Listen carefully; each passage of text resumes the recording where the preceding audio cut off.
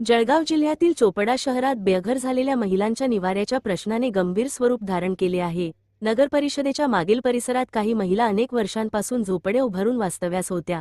मात्र मे 30 रोजी शहर पोलीस ठाण्याच्या पोलीस निरीक्षकांच्या उपस्थितीत जेसीबीच्या सहाय्याने या झोपड्या पाडण्यात आल्या। त्यामुळे या महिला बेघर झाल्या आहेत।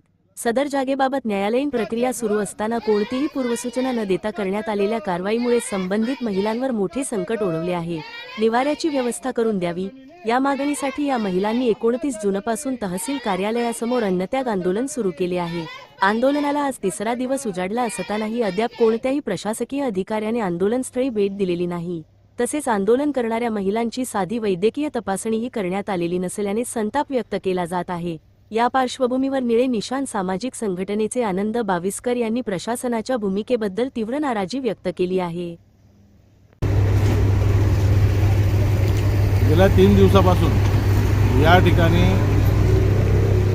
त्या महिला आमरण उपोषणाला बसलेल्या आहेत। अन्नत्याग त्यांनी केलेला आहे। त्याचं महत्त्वाचं कारण म्हणजे 30 मे 2026 रोजी वार्ड क्रमांक 34 चोपडा नगर परिषदेच्या हद्दीत जे बेकायदेशीररित्या अतिक्रमण काढण्यात आलं, तर काही लोकांचा असा गैरसमज झालेला आहे की ही कारवाई पोलीस प्रशासनाने केलेली आहे।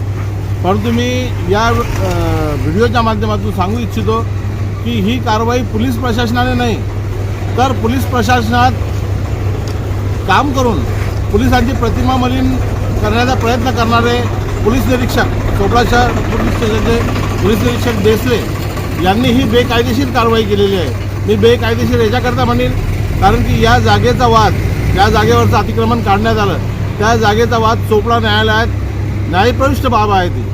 तसंच ही न्यायप्रविष्ट बाब असताना ऐन पावसाळ्यात जे अतिक्रमण काढण्याचं काम केलेलं आहे ते बेकायदेशीर आहे। कारण की या देशातलं कुठलंही कायदा, कुठलंही कोर्ट पावसाळ्यात अतिक्रमण काढण्याची परवानगी देत नाही, इतकं मला माहीत आहे। म्हणून हे 3 दिवसापासून उपोषण चाललेलं आहे चोपडा तहसीलदार कार्यालयासमोर। परंतु या चोपडा तहसीलदार कार्यालयासमोर 3 दिवसापासून उपोषण चालू असताना सुद्धा सन्माननीय तहसीलदार यांनी या ठिकाणी भेट दिली नाही, या महिलांची आरोग्य तपासणी केली नाही, वैद्यकीय तपासणी केली नाही।